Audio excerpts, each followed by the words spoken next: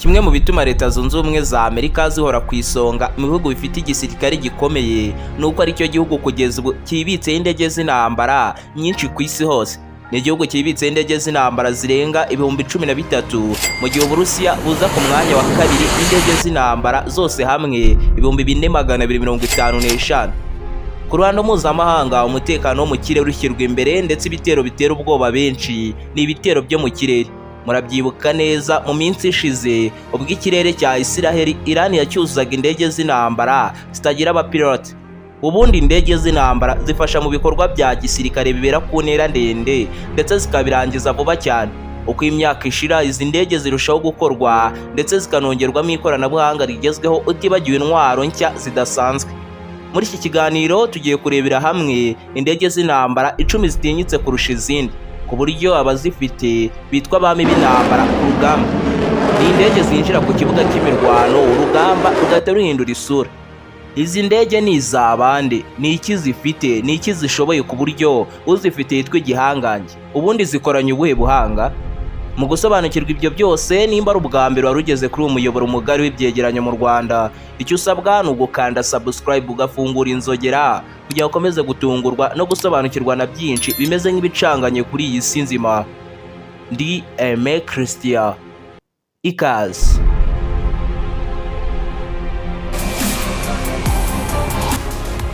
Ku mwanya wa 10 F-22 Raptor. Iyi ni indege y'intambara yakozwe n'ikigo cyitwa Lockheed Martin ikorera igisirikare cya Leta Zunze Ubumwe za Amerika kirwanira mu kirere, United States Air Force. Ni indege igendera ku muvuduko wa mayili 500 mu gihe kingana n'isaha. Izi ni kilometero 2,414 mu minota 60. Ni umuvuduko ukubye inshuro 2.2 umuvuduko usanzwe w'ijwi. Indege zo muri ubu bwoko zatangiye gukorwa mu myaka yo mu 1990, zakozwe ari indege 195 gusa, harimo 8 zo kugeragerezaho n'izindi 187 zo gukoreshwa n'igisirikare cya Leta Zunze Ubumwe za Amerika kirwanira mu kirere. Indege ya mbere muri ubu bwoko yinjiye mu kirere bwa mbere ku itariki 7 z'ukwa 12 mu 1997. Nubwo F-22 Raptor ari indege yakozwe mu myaka myinshi ishize, ariko ni nimwe mu ndege nke cyane zibarizwa mu gisekuru cya 5. Indege ya nyuma yo muri ubu bwoko yakozwe mu 2012 mu buryo budasubirwaho. Iyi ni indege yabaye icyitegererezo mu ndege zose za gisirikare ziri gukorwa. Kugeza ubu nta gihugu kindi kitari Leta Zunze Ubumwe za Amerika gitunze izi ndege, kuko Abanyamerika banze kuzigurisha. Imwe muri izi ndege byibuze zifite agaciro ka $350 z'amadolari y'Amerika, ndetse ni nimwe mu ndege kugeza ubu zihenze kuruta izindi.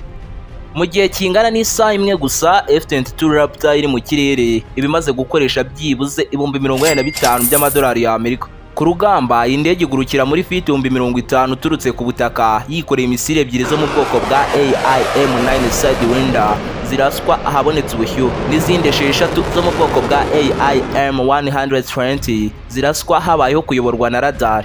Iyi ndege igenda ihindukira yicurika yicurukura ku buryo kuyishyira mu gipimo ari ukwikirigita maze ukajya ukubita agatwenge gake gake. Ikoranye ikoranabuhanga n'ibyuma bya electronic ku buryo idashobora kubonwa na radar, ndetse inafite n'ubushobozi bwo guhangana n'indege y'intambara iyo ari yo yose. Ku mwanya wa 9 F-35 Lightning II, abenshi bakunze kwita F-35. Nubwo Leta Zunze Ubumwe za Amerika zari zisanzwe zifite indege z'intambara nk'iriya nari maze kuvuga, ariko zari zihenze kuzikora no kuzikoresha mu bikorwa bya gisirikare byasabaga amafaranga menshi. Abayobozi n'abahagarariye igisirikare cya Leta Zunze Ubumwe za Amerika kirwanira mu kirere bicaye hamwe ku meza manini maze baganira uburyo bakora indege z'intambara ku buryo kuzikora no kuzikoresha ku rugamba byajya bitwara amafaranga make ashoboka. Bahagurutse aho bamaze kwemeza neza ko bagiye gutangira gukora indege zo mu bwoko bwa F-35 Lightning II, igakorwa hakoreshejwe ubuhanga buturutse mu nganda 3 zitandukanye zisanzwe zikora ibikoresho by'igisirikare cya Leta Zunze Ubumwe za Amerika. F-35 Lightning II ni indege igendamo umusirikare umwe ndetse ikaba ifite moteri imwe gusa, kandi ikaba ikoranye ikoranabuhanga ryo guhangana n'izindi ndege z'intambara no kurasa misile hasi ku butaka. Mu gisirikare cyose cya Leta Zunze Ubumwe za Amerika hagaragaramo izi ndege zirenga 630, ndetse byamaze kwemezwa neza yuko Leta Zunze Ubumwe za Amerika zizakora 800 zirenga. Leta Zunze Ubumwe za Amerika uyu mushinga yawushoragamo tiriyari imwe na miliyoni 100 z'amadolari ya Amerika buri mwaka, ariko kuri uyu mwaka bwo byabaye itandukaniro kuko aya mafaranga yongeyeho 48% agera kuri tiriyari imwe na miliyoni 580 z'amadolari ya Amerika. F-35 Lightning II irimo amoko atatu, ariyo F-35A ifite agaciro ka miliyoni 110,300 by'amadolari ya Amerika, F-35B ifite agaciro ka miliyoni 135,800 by'amadolari ya Amerika, ndetse na F-35C ifite agaciro ka miliyoni 117,300 by'amadolari ya Amerika. Ni indege igendera ku muvuduko wa Mach ya 1.6, bivuze ko igendera ku muvuduko wa mayili 1,200 mu gihe kingana n'isaha. Izi ni kilometero 1,931 mu minota 60 gusa.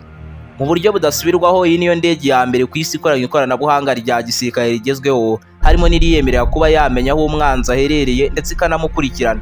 Uburyo budasanzwe bwo gushyira mu gipimo umwanzi, kugenzura hasi ku butaka yifashishije systeme ya radar scanning, hiyongereho yuko iyi ndege itabonwa na radar.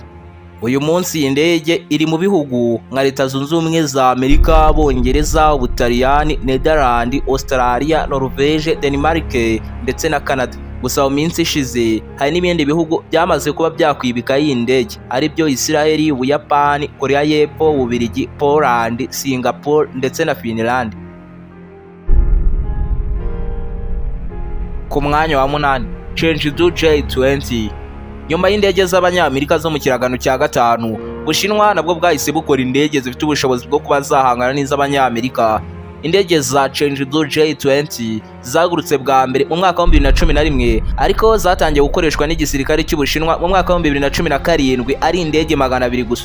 Kugeza ubu niyo ndege ya kabiri ikoreshwa cyane mu bikorwa byinshi bya gisirikare mu ndege zibarizwa mu gisekuru cya 5 nyuma ya F-35, ariko nanone ikaba ifite byinshi ihuriyeho na F-22 Raptor y'Abanyamerika, dore ko bikekwa ko iyi ndege yakozwe hagendewe ku gishushanyo mbonera cy'indege Abashinwa bibye Abanyamerika.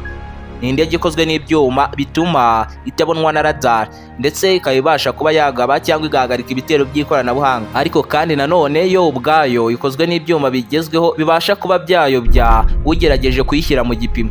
Kimwe mu bituma iyi ndege iza mu za mbere zitinyitse kugeza ubu ku rugamba ni umuvuduko wayo. Igenda ku muvuduko wa Mach ya 2.55. Izi ni mayili 650 mu gihe kingana n'isaha, kilometero 2,655 mu minota 60 gusa. Ni indege ifite agaciro kari hagati ya miliyoni 30 kugeza kuri miliyoni 120 z'amadolari ya Amerika, ndetse ikaba iguruka yikorera misile 5 harimo enye zirasuka ku ntera ndende cyane. Sukhoi Su-57 niyo dusanga ku mwanya wa 7. Mu mateka yo muri iki gihe, ikoranabuhanga ry'Uburusiya ryakomeje gutera imbere cyane bitewe n'impinduka rikomeye mu ikoranabuhanga ry'Abanyamerika. Muri ubwo buryo Abarusiya bakoze indege y'igitangaza, indege yongera igitangaza kuyifite ndetse kuba uyifite byonyine bigatuma witwa igihangange mu bandi, ndetse ntihagire n'utinyuka kwicukurira agushotora. Sukhoi Su-57 yatangiye gukorwa mu mwaka wo mu 2000, igeragezwa bwa mbere mu mwaka wa 2010, ariko yatangiye gukoreshwa n'igisirikare cy'Uburusiya mu mwaka wa 2020. Ni indege yaremewe guhangana no kunesha indege zose z'intambara z'Abanyamerika zo mu gisekuru cya 5. Ni imwe mu ndege nke cyane zifuzwa n'ibihugu byinshi ku migabane yose. Ni indege igendera ku mutumburuke bwa metero 65 hejuru kuri ubwo burebure, kandi ikagendera ku muvuduko wa Mach ya 2. Igenda mayili 1,500 mu gihe kingana n'isaha. Ibyo ni ibirometero 2,400 mu minota 60. Su-57 ni indege ifite ubushobozi bwo kwikorera ibintu byinshi ugereranyije n'izindi zose z'intambara, harimo n'uko ifite systeme y'intwaro iyemerera kurasa misile mu kirere mu gihe ihanganye n'izindi ndege z'intambara, kurasa misile ku butaka, ndetse no kujugunya amabomba akisekura hasi ku butaka akahashwanyaguza. Ni indege ifite agaciro ka miliyoni 65 z'amadolari ya Amerika. Ariko ntabwo ari ubuhanga bwo kurasa gusa, ahubwo iyi ndege yo mu Rusiya ifite n'ubushobozi bwo gukwepa misile yayiraswa, ndetse izwiho yuko yikorera intwaro ziremereye ku buryo mu minota mike cyane yabasha gusiba igihugu ku ikarita y'isi. Ni indege yogoga ikirere uko yishakiye, dore ko ishobora kugenda itambitse, ihagaze, icuritse, kandi ikanagenda yizenguruka.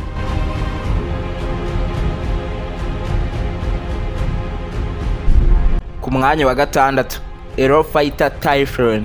Iyi ni indege y'intambara yo mu kiragano cya 4 izwi imiterere y'amababa adasanzwe ya Delta nayo ikaba ibasha gukora imirimo myinshi ku rugamba, harimo kurasa ku butaka amamisire ndetse no kugenzura umutekano wo mu kirere. Umushinga wo gukora izi ndege watangiye mu 1980, maze iyi ndege iguruka bwa mbere mu 1994, ariko nyuma y'imyaka 4 gusa yahise ishyikirizwa ingabo zirwanira mu kirere z'ibihugu by'i Burayi birimo nk'Ubwongereza, Ubutaliyani, Espagne ndetse n'Ubudage. Nubwo iyi ndege yakozwe kera, ariko ni imwe mu ndege kugeza ubu zitinyitse mu z'indwanyi zose zabayeho mu mateka y'isi nzima dutuye. Iyi ni indege igendera ku muvuduko ntarengwa wa Mach ya 2.35 mayiri 1320 mu gihe kingana n'isaha, ibirometero 2124 mu minota 60 yonyine. Indege ishobora gutwara amamisire agiye atandukanye, uhereye ku yarohamisha amato y'intambara ndetse n'izindi zose, isibye ibisasu biyobewe na laser. Eurofighter Typhoon ni indege ifite ikoranabuhanga rigezweho ry'abanyaburayi ryitwa European Common Radar System, riyemerera gutahura ibyago no gutangira kwitegura uburyo iri buhangane nabyo, dore ko inafite imiterere yemerera guhindukira mu kirere ku buryo bwihuse cyane ugereranyije n'izindi zose z'intambara. Ikintu kidasanzwe cya mbere kuri iyi ndege ni uko ifite ubushobozi bwo kumara amasaha 12 yose yizengurukira mu kirere uko yishakiye, itarakenera kugaruka ku butaka ngo yongerwemo ibindi biyiha imbaraga. Nibyo byatumye ibihugu nka Australia, Saudi Arabia, Oman, Kuwait ndetse na Qatar baba ba mbere mu kugura izi ndege kuri bya bihugu nahoze mvuga mu kanya. Mbere yuko dukomeza n'indege 5 za mbere zitinyitse ku rugamba, ndagira ngo mwibutse nimba ari ubwa mbere wari ugeze kuri umuyoboro mugari w'ibyegeranyo mu Rwanda, ibuka gukanda subscribe kugira ngo ujye ubasha gukurikirana ibiganiro byacu umunsi ku munsi. Ku mwanya wa 5, KAIKF-21 Baromaye. Iyi ni indege y'intambara nayo ibasha gukora imirimo myinshi ku rugamba. Ni indege yakozwe ku bufatanye bw'ibihugu bibiri ari byo Korea y'Epfo ndetse na Indonesia, ariko ikaba igomba gukoreshwa n'igisirikare cy'ibihugu byombi. Ikoranabuhanga riri muri iyi ndege ntago rirasobanuka neza mu bitangazamakuru, ariko ikizwi nuko izatangira gukoreshwa mu mwaka wa 2026.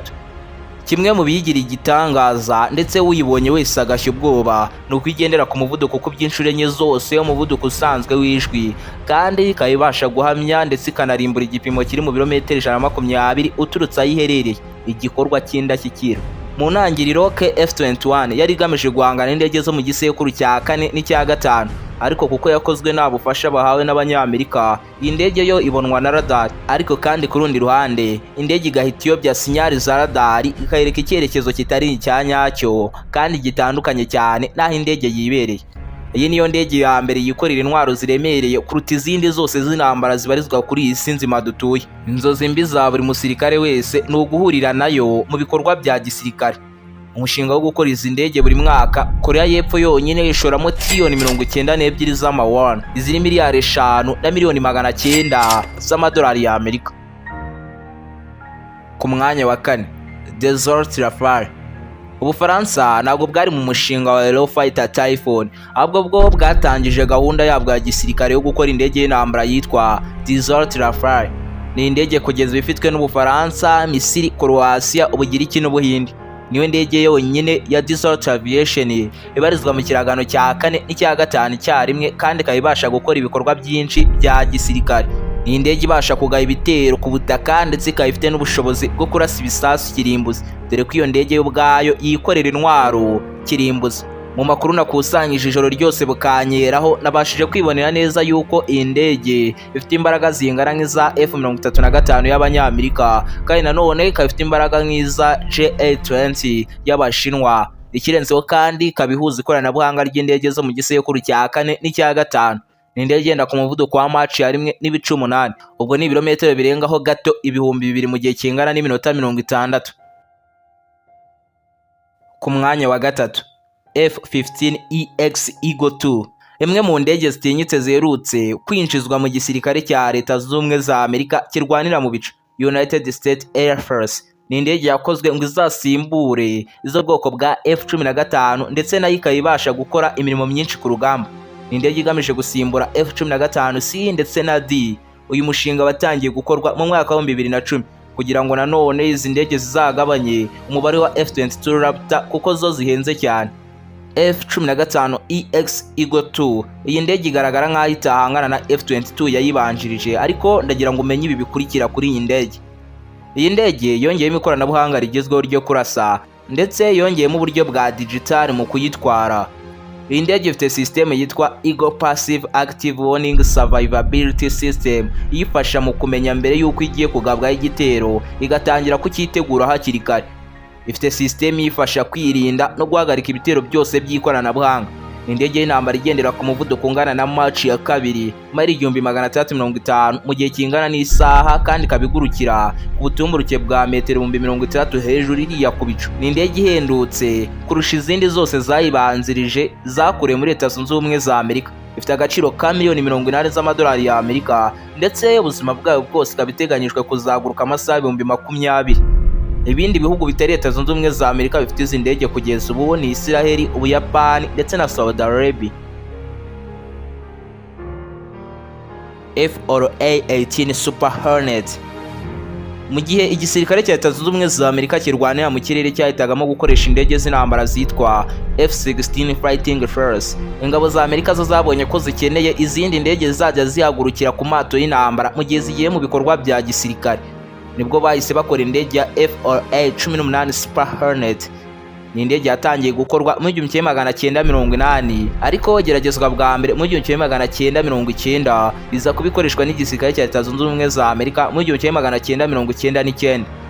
Iyi ndege utayireba ukayisuzugura kuko ikoranye imbunda ya Vulcan 20mm, ndetse ikaba ifite n'intwaro zose zirasa misile kuva ku zo mu bwoko bwa AIM-9 Sidewinder kugeza ku bisasu biyoborwa n'ikoranabuhanga rya laser. Ibi byose ni ibiyemerera kuba yafata ibipimo bitandukanye, kandi byose ikabirasira rimwe. Ni indege igendera ku muvuduko wa Mach ya 1.8. Ibi ni ibirometero birengaho gato 2,000 mu gihe kingana n'iminota 60 ku butumburuke bwa metero 50. Iyi ndege ikoreshwa n'ikoranabuhanga rya electronic rizwi nka touch screen, ndetse ikaba inakoranye na system yitwa Digital Fly-by-Wire System. Iyi ni system igenzura ibice by'indege byangiritse, igahita ikora ivugurura ku kanya utiriwe umanura indege ku butaka, kandi byose bikabera mu kirere ntumenye n'igihe byabereye. Ku mwanya wa mbere rero mu ndege zose ziri kuri iyi si nzima z'intambara, ihari yitwa umwami w'ikirere, Sukhoi Su-35. Mu ngabo z'Uburusiya, indege ya Su-27 niyo ndege yari iteye ubwoba, ndetse yagaragaraga nk'aho yarimbura ahantu hanini mu zabonetse zose mu ntambara y'ubutita. Ahanini Amerika yatinyaga iyi ndege bitewe n'umuvuduko wayo, imikorere yihuse, kandi ikaba yarikoreraga ibibunda byinshi. Ni indege nkubwira rero niyo yiyongeyemo ikoranabuhanga ry'igisirikare cy'Uburusiya, ihindurirwa izina maze yitwa Su-35, ari iyoboye urutonde rw'indege zose z'intambara ziri kuri iyi si nzima. Ubu rero iyi ndege ikaba iri mu gisirikare cy'Ubushinwa ndetse n'igisirikare cy'Uburusiya. Byumve neza ko ari indege igenda amahiri 500 mu gihe kingana n'isaha, kandi ikagenda ku butumburuke bwa metero 59.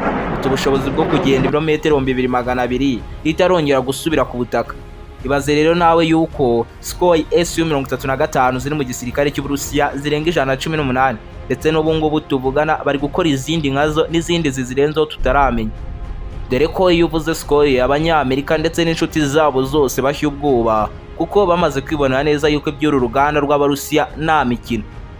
Nyuma y'Ubushinwa bwatumije izi ndege ku Burusiya, Iran nayo yahise itanga komande y'izi ndege z'intambara 24 zose. Ese utekereza iki gihe izi ndege zose zizahurira mu kirere mu ntambara ya gatatu y'isi yose? Dusangiza ibitekerezo byawe muri comments y'uburyo wakiriye ino video. Kandi nimba ari ubwa mbere wari ugeze kuri umuyoboro mugari w'ibyegeranyo mu Rwanda, icyo usabwa ni ugukanda subscribe ugafungura inzogera kugira ngo ukomeze gutungurwa no gusobanukirwa na byinshi bimeze nk'ibicanganye kuri iyi si nzima. Ndi Aime Christian, naho ubutaha.